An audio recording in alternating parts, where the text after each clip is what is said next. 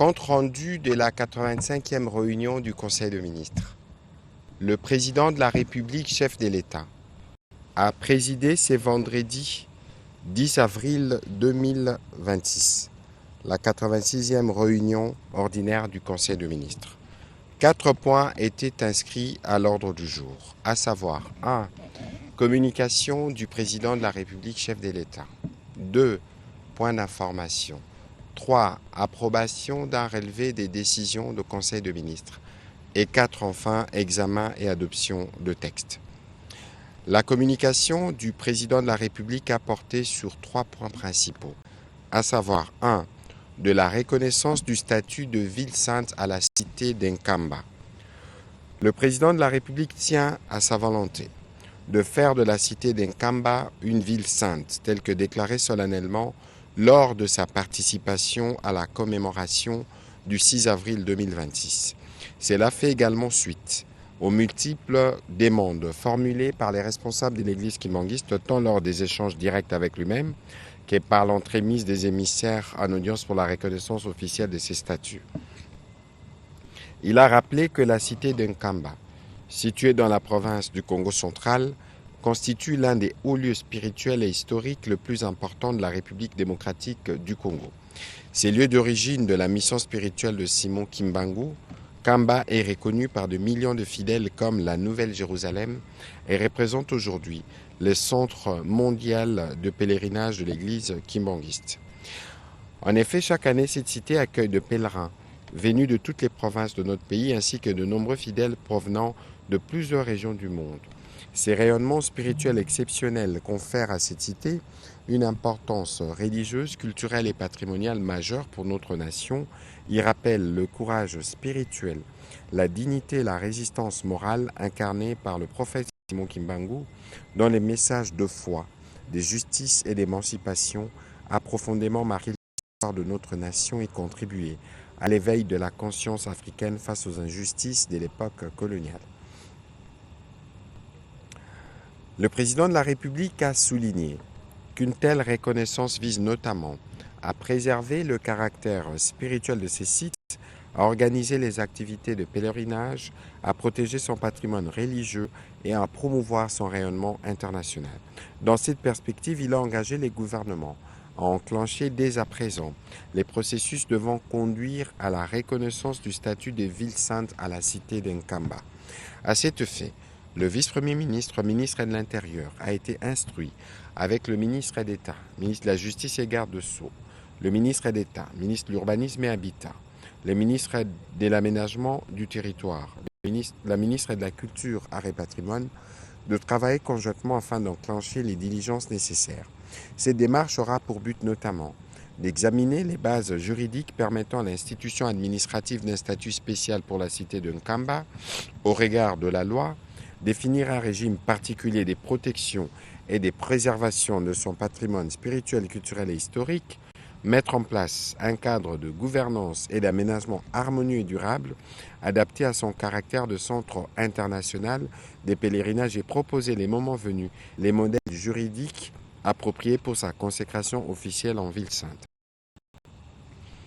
Par cette initiative, notre pays reconnaît et valorise une composante majeure de son patrimoine spirituel et historique tout en affirmant sa volonté de préserver et de promouvoir les hauts lieux de foi qui contribuent au rayonnement de la République démocratique du Congo dans le monde. Le deuxième point de la communication du président de la République a porté sur les suivis de réforme de notre appareil diplomatique. C'est référent à sa communication faite lors de la 83e réunion du Conseil des ministres du 20 mars 2026 relative à la prise en charge systématique des diplomates et des missions diplomatiques de la République démocratique du Congo, le président de la République a insisté sur la nécessité d'assurer un suivi rigoureux et soutenu des réformes engagées au sein de notre appareil diplomatique, afin de consolider l'efficacité, la cohérence et la crédibilité de l'action extérieure de notre pays. Il a appelé le gouvernement à poursuivre avec constance et détermination les réformes déjà amorcées dans la gestion de notre diplomatie, laquelle diplomatie constitue un instrument stratégique de projection de la souveraineté nationale, des défenses des intérêts supérieurs de la nation et des promotions du rayonnement international de notre pays. À ce titre, elle doit s'inscrire résolument dans une dynamique permanente de modernisation, de professionnalisation et de rationalisation de ses modes de fonctionnement afin de répondre aux exigences d'un environnement international de plus en plus compétitif et exigeant. Face aux défis qui subsistent et qui appellent à une attention particulière du gouvernement, le président de la République a instruit la ministre d'État, ministre des Affaires étrangères, le vice-premier ministre, ministre du Budget, le vice-premier ministre, ministre de la Fonction publique, les ministres des Finances, ainsi qu'avec les autres ministres sectoriels concernés, de veiller à la mise en œuvre effective et coordonnée des réformes engagées. À cet effet, ils devront notamment assurer la modernisation de l'Académie diplomatique et du protocole d'État, les suivis réguliers de la situation administrative et financière de l'ensemble de nos missions diplomatiques et consulaires et les cas échéants, proposer toutes mesures correctives nécessaires à l'amélioration de leur fonctionnement, notamment à travers la transformation numérique de la gestion diplomatique. Par ailleurs, le vice-premier ministre, ministre du Budget et les ministres des Finances ont été chargés de s'assurer de la mise à disposition de ressources nécessaires pour la consolidation de notre relèvement diplomatique. Les derniers points de la communication du président de la République a porté sur le suivi et la mise en œuvre holistique des recommandations de la conférence des gouverneurs de province. À ces propos, le président de la République a commencé par rappeler que la conférence de gouverneurs constitue un cadre institutionnel majeur de concertation entre les pouvoirs centrales et les provinces visant à renforcer la coordination de l'action publique et à promouvoir un développement équilibré du territoire national. Cela passe notamment par l'adoption des recommandations stratégiques relatives à la transformation du secteur agricole, au développement rural, à l'amélioration des infrastructures et de la gouvernance provinciale, ainsi qu'à l'amélioration des conditions de vie des populations.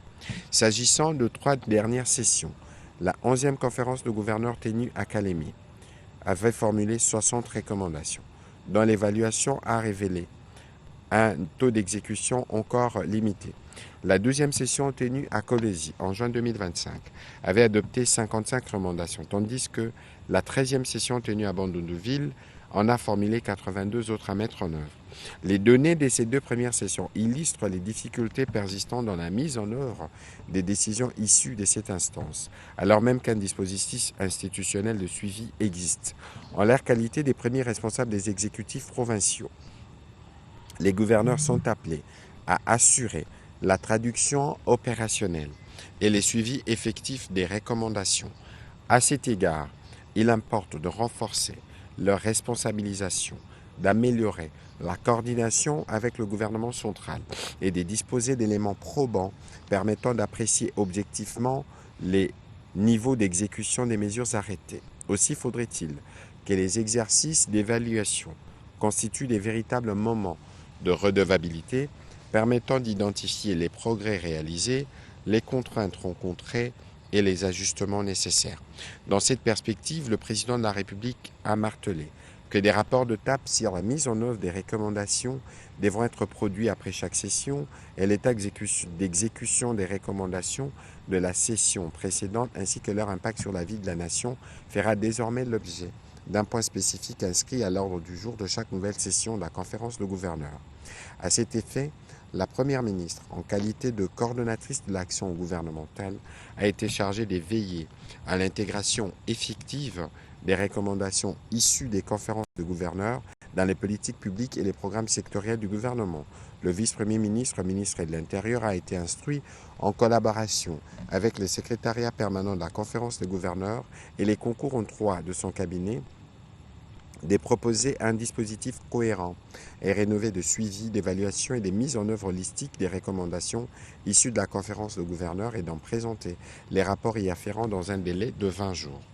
Au 2e chapitre du Conseil de ministres de ce jour, relatif aux points d'information, État et administration du territoire, le vice-premier ministre, ministre de l'Intérieur, décentralisation et affaires coutumières, a présenté au Conseil de rapport sur l'état de territoire national. Au cours de la semaine qui s'achève, l'état d'esprit de la population a été globalement marqué par les bons déroulements des activités d'accueil des léopards seniors, foot par la population après leur qualification à la Coupe du Monde. L'opinion a salué les professionnalismes de la police nationale dans l'encadrement sans incident de la foule. L'attente de la relance des négociations entre le gouvernement et les représentants de la FCM 23 en Suisse, ainsi que la satisfaction notée à la suite de l'annonce faite par le président de la République de l'élévation de la cité d'Nkamba au statut des villes saintes. Au chapitre du banditisme et de la criminalité, en exécution des instructions de la haute hiérarchie, formulées lors de la réunion du Conseil de ministres du 13 mars 2026, le vice-premier ministre a informé les conseils qu'il s'est tenu une séance de travail avec les responsables des services de sécurité, élargis au ministère de Postes et Télécommunications, l'RPTC ainsi qu'aux opérateurs de télécom. Les analyses menées ont mis en évidence des recours massifs au service des télécoms par les auteurs des actes criminels. Dans l'attente de la mise en œuvre effective du fichier national d'identification, il apparaît indispensable d'adopter des mesures urgentes, pragmatiques et immédiatement applicables. Il s'agit entre autres de définir des exigences renforcées et obligatoires d'identification pour l'acquisition de cartes SIM, de formuler des mesures visant à limiter le nombre de cartes SIM par individu, d'élaborer une stratégie nationale de relance de la campagne d'identification et de sensibilisation des abonnés incluant les zones rurales, de formuler des dispositions spécifiques relatives à l'identification des abonnés étrangers.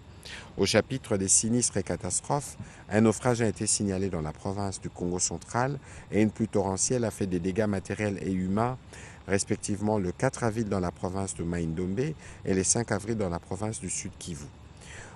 Toujours sur ces chapitres sécuritaires, le vice-premier ministre, ministre de la Défense nationale, a fait le point de la situation opérationnelle, principalement dans les provinces du Nord Kivu, du Sud Kivu et des Littoris. Il a été complété pour la partie concernant le Congo central, la ville-province de Kinshasa et les ex-provinces du Grand Bandundu par le ministre délégué chargé des anciens combattants qui a le lead du gouvernement dans les traitements de la question des Mobondo. Au sujet plutôt de la situation épidémiologique, le ministre de la Pêche, représentant le ministre de la Santé publique, a présenté la situation sanitaire dans le pays, caractérisée essentiellement par l'épidémie de choléra. On a noté une très légère baisse des cas suspects, passant de 1161 à 1157, avec 12 décès enregistrés, soit une létalité de 1% contre 0,5% la semaine précédente. La notification du nombre des cas est toujours au-dessus de la barre de 1000 cas par semaine. La province du Sud Kivu reste la plus touchée au cours de cette semaine avec 234 nouveaux cas suspects et 6 décès. Dans la ville-province de Kinshasa, 51 nouveaux cas suspects et aucun décès ont été rapportés durant cette semaine, contre 89 cas et aucun décès à la 12e semaine. Par ailleurs, depuis le 23 mars 2026, des cas suspects de choléra sont notifiés dans la prison de Mbanza-Ngungu suite au transfert des détenus en provenance des cachots de Luozi. Au 8 avril 2026, les cumuls s'élèvent à 160 cas, dont 13 décès au total. 2 pavillons sont touchés sur 11 que compte la prison. Plusieurs actions sont en cours pour la prise en charge de cette situation. Note d'information relevant du secteur de transport et voies de communication. Le vice-premier ministre, ministre de Transport et Voies de Communication, a présenté au Conseil le Plan national de sécurité routière PNSR. Il a indiqué que l'élaboration de ces plans nationaux s'inscrit dans la mise en œuvre de l'instruction du président de la République et vise à lutter contre les accidents des circulations routières qui causent des lourdes pertes en vies humaines et endeuillent les familles. L'examen du diagnostic de sécurité routière relève de manière non exhaustive des constats majeurs qui permettent d'identifier les causes profondes des risques routiers et d'orienter les priorités d'action en matière de prévention et de régulation. Au nombre de ces constats, ici est de relever l'état des engins, le cadre légal et réglementaire, les facteurs humains et l'état des infrastructures routières. Plus explicitement, Les PNSR visent la réduction de moitié du nombre de morts sur les routes à l'horizon 2030. Ils s'articulent autour de quelques objectifs spécifiques, notamment l'actualisation du code de la route ou encore rendre socialement inacceptable le comportement à risque et à renforcer l'éducation et la sensibilisation à la sécurité routière, faire progresser la sécurité des infrastructures routières. Ces plans nationaux s'affirment donc comme un instrument stratégique porteur d'une vision commune et mobilisatrice, tous unis pour réduire de moitié d'ici 2030 les nombres de morts et des blessés dus aux accidents de la route, a conclu les vice-premiers ministres et ministres de Transport qui, par la même occasion, a sollicité du gouvernement la prise d'acte de ces programmes, ce qui a été fait. Note d'information relevant du secteur de l'industrie. Le ministre d'État, ministre de l'Industrie ad intérim, a entretenu les conseils sur la nécessité d'un large appui gouvernemental pour le recouvrement des créances en souffrance du Fonds de promotion de l'industrie estimé à environ 300 millions de dollars pour les financements de projets structurants. Faisant suite à cette préoccupation, il a demandé au conseil d'administration du FPI de faire auditer le portefeuille des dites créances aux fins, d'un côté, de définir une stratégie plus appropriée et efficiente de recouvrement et de l'autre, de détecter d'éventuels dysfonctionnements internes pouvant découler soit d'une organisation impertinente, soit du manque de compétences, soit encore de la persistance de pratiques informelles dans l'octroi de ressources aux porteurs de projets. Cependant, au regard de la nature des dites créances, les dettes étant reconnues, les montants déterminés, les échéances dépassées et les débiteurs identifiés, attendre les conclusions de cet audit pourrait causer un préjudice financier, tant au FPI lui-même qu'au secteur industriel dans son ensemble, particulièrement en ce moment où l'économie congolaise dans son ensemble et les secteurs industriels en particulier ont grandement besoin des ressources financières. Pour ce faire, le ministre de l'Industrie a proposé l'implication du gouvernement par la mise en place d'une commission spéciale qui aura pour mission de catégoriser les débiteurs de bonne ou de mauvaise foi, de négocier des protocoles de transaction pour les créances récupérables à l'amiable, d'engager des actions de recouvrement forcé avec l'appui de la force publique, de proposer des mesures conservatoires sur les patrimoines des débiteurs insolvables, faire accélérer l'avènement du décret portant mesures d'application de la loi numéro 23/032 du 28 juin 2003, modifiant et complétant l'ordonnance loi du 11/89/031 du 7 août 89 portant création de la taxe de promotion de l'industrie. Note d'information relevant du secteur de l'éducation. La ministre d'État, ministre de l'Éducation nationale et Nouvelle Citoyenneté, a informé le Conseil de l'organisation de la 13e édition de la Semaine de la science et des technologies. Organisée depuis 2014, elle est inscrite pour sa 13e édition au calendrier scolaire officiel. À ce titre, cette édition revêt désormais un caractère institutionnel et structurant pour l'ensemble du système éducatif national. Placée cette année sous le thème « Au cœur du geste technique », elle vise à rapprocher l'école de la pratique, à valoriser les filières scientifiques, techniques et professionnelles, à susciter des vocations chez les jeunes, notamment chez les filles, et à renforcer les passerelles entre l'éducation, la recherche, l'innovation et le monde du travail. Bien plus, cette édition s'inscrit dans une logique de développement des compétences, d'apprentissage par l'expérimentation et d'orientation des apprenants vers les secteurs porteurs pour l'économie nationale. Après qu'elle a présenté l'agenda des activités prévues, la ministre d'État, ministre de l'Éducation nationale, a sollicité l'implication des ministères sectoriels concernés, directement ou indirectement par cette importante célébration, pour marquer le soutien de la République démocratique du Congo aux sciences et aux technologies.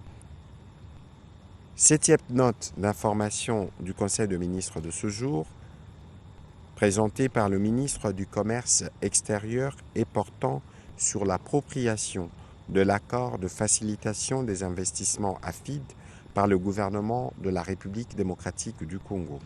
Il a rappelé les objectifs de l'AFID. Il s'agit entre autres d'améliorer la transparence des règles d'une part entre les gouvernements et d'autre part les gouvernements et les entreprises, d'établir des normes claires et à l'échelle mondiale en matière de facilitation des investissements, simplifier et accélérer les procédures administratives, mettre en place un cadre mondial favorisant les meilleures pratiques, offrir une assistance technique adéquate aux pays le moins avancés et aux pays en développement. Par ailleurs, dans le cadre de l'élaboration du document programme pays, lesquels prévoient les déploiements d'un plan multisectoriel inclusif fondé sur une production abondante, spécialisée par filière et à forte valeur ajoutée, afin de satisfaire les besoins du marché local et de conquérir des parts importantes dans les marchés régionaux et internationaux, les investissements directs étrangers constituent un levier stratégique pour le développement des secteurs agricoles, industriels, miniers et les services de la République démocratique du Congo.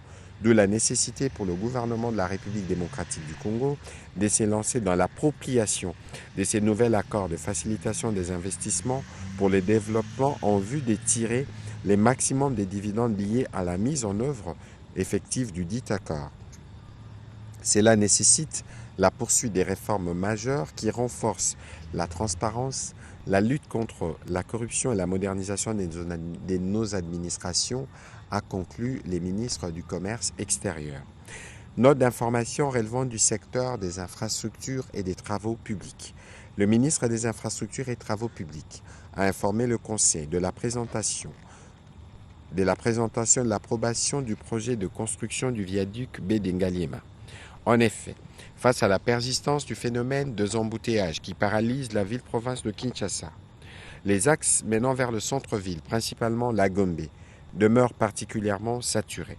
Le ministre des Infrastructures et Travaux publics a indiqué avoir initié un projet afin de décongestionner efficacement la rocade nord-ouest ainsi que la route de Matadi. Ces projets d'envergure visent à créer un contournement stratégique de la place Kitambo Magasin et de l'axe Kitambo Boulevard Monjiba Sosimat, zone de forte congestion. L'ouvrage, d'une longueur de 3,50 km, en configuration 2 fois 2 voies, est conçu pour établir une liaison directe entre les rocades nord-ouest et nord-est. Le tracé prendra son origine sur l'avenue du Tourisme à hauteur de l'hôpital de la Rive, passera par le site de Chanik pour déboucher directement sur le boulevard Tchachi à proximité de l'hôtel Pullman, vitesse des références estimée entre 60 à 80 km/h, accès par échangeur et rampe contrôlée tracée sur la bordure fluviale et route urbaine. Le Conseil a pris acte de cette note d'information. Note d'information relevant du secteur de ressources hydrauliques et électricité. Le ministre de Ressources hydrauliques et électricité a rappelé la situation de la Régie des eaux, a sorti d'une proposition d'un plan d'urgence pour l'amélioration de la desserte de l'eau dans la ville-province de Kinshasa notamment. Ces plans, a-t-il indiqué, visent à répondre aux principaux problèmes opérationnels de la Régie des eaux à Kinshasa, notamment la perte d'un volume important d'eau produit à cause du mauvais état de réseau des distributions qui date de plus de 50 ans, les manques de pièces de rechange et d'équipements pour l'entretien du réseau et les réparations de fuites d'eau, la lutte contre les érosions causées par les pluies qui dégradent l'état du réseau. Par ailleurs, les paiements de consommation d'eau des instances officielles et surtout l'application du nouveau tarif de vente d'eau constituent les principaux moyens pouvant permettre à la Régie des eaux de mettre en œuvre les 10 plans. En exécution de ce plan, les experts du ministère de l'Économie et des Ressources hydrauliques et électricité ont procédé à l'examen d'une proposition de tarif de vente d'eau avec l'implication de la Régie des eaux tenant compte des catégories sociales les plus vulnérables. À la faveur de ce nouveau tarif, la Régie des eaux pourra lancer des actions nécessaires pour résoudre les problèmes opérationnels en rapport avec la distribution de l'eau dans la ville-province de Kinshasa. Le ministre des Ressources hydrauliques et électricité a été complété par le vice-premier ministre, ministre de l'économie nationale, qui est revenu notamment sur la nécessité de faire un audit, notamment sur les universités dites publiques qui, pour la plupart, s'approvisionnent sans paiement de facture à la Régie des eaux. Note d'information relevant du secteur du tourisme. Les ministres du tourisme a informé le Conseil de la participation de la République démocratique du Congo à la foire internationale du tourisme qui sera organisée à Durban, République d'Afrique du Sud, du 11 au 14 mai prochain. Cette foire est à la fois un grand salon international du tourisme en Afrique qui réunit les agences de voyage, hôtels, compagnies aériennes et des investisseurs, ainsi que des acheteurs internationaux et une vitrine pour la promotion des destinations des pays africains et des créations des partenariats. Elle vise non seulement à permettre aux pays africains de présenter les meilleurs produits touristiques du continent, mais également à favoriser la collaboration entre pays plutôt que la compétition. Au fin de participer à ces grands événements touristiques qui réunissent des milliers de touristes et entrepreneurs, notre pays doit ainsi prendre des dispositions pour assurer une visibilité à travers un stand moderne qui sera en mesure de présenter les possibilités dans les secteurs touristiques de la République démocratique du Congo. Dernière note d'information présentée au Conseil de ministres de ce jour, le ministre de Sport et Loisirs a présenté les rapports relatifs aux préparatifs des Léopards pour leur participation à la Coupe du Monde au mois de juin prochain. En effet, 52 ans après sa première participation, notre pays retourne cette année à la phase finale de la plus prestigieuse compétition du monde. Ces succès et les fruits des efforts conjoints du gouvernement et de la volonté personnelle du président de la République, à qui il a rendu un vibrant hommage. Ces retours sur scène ne devraient pas être une simple participation. Elle doit refléter les nouveaux esprits congolais et notre soft power à l'international. Elle implique alors une préparation méticuleuse qui dictera chaque détail sur l'organisation dans et autour de notre sélection nationale. Le ministre des Sports a rappelé que notre pays, placé dans le groupe K, disputera 3 rencontres au premier tour. Le premier, le 17 juin à Houston, aux États-Unis d'Amérique, contre le Portugal, le 23 juin à Guadalajara, au Mexique, contre la Colombie, le 25 juin à Atlanta, aux États-Unis, contre l'Ouzbékistan. Après la qualification historique, saluée par toute la nation, les joueurs sont repartis chacun dans son club pour y disputer les derniers matchs de la saison 2025-2026 et rejoindront la sélection nationale du 1er au 9 juin pour le stage de préparation qui sera ponctué des matchs amicaux face à des équipes ayant le même profil que nos adversaires du groupe K, en vue de préparer un plan stratégique et holistique, une commission de préparation réunissant les experts de son ministère, de la FECOFA et partenaires autour du staff technique a été mandaté pour proposer un programme détaillé, notamment le choix des adversaires en amical, les lieux du stage, le budget prévisionnel et les autres éléments pertinents.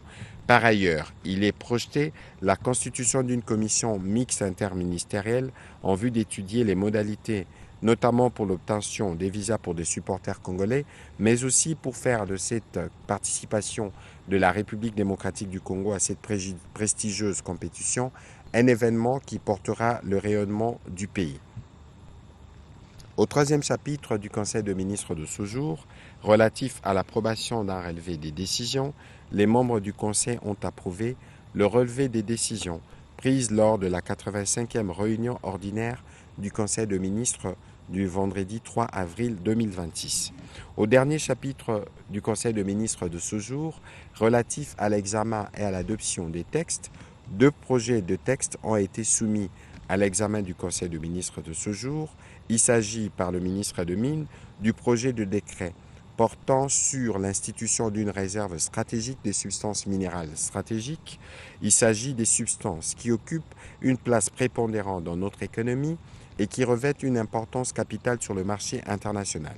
La création de cette réserve stratégique vise notamment à contribuer à la stabilisation des marchés des substances minérales stratégiques, à soutenir la politique de valorisation de ces substances minérales stratégiques et à renforcer la souveraineté économique de la RDC sur ces substances.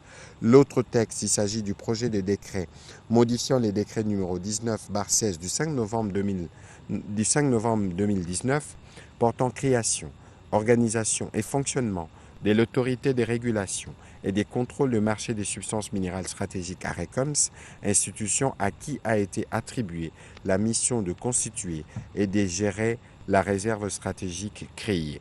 Après débat et délibération, ces 2 projets de décret ont été adoptés. commencé à 14h45, la réunion du Conseil de ministres s'est clôturée à 17h42. Je vous remercie.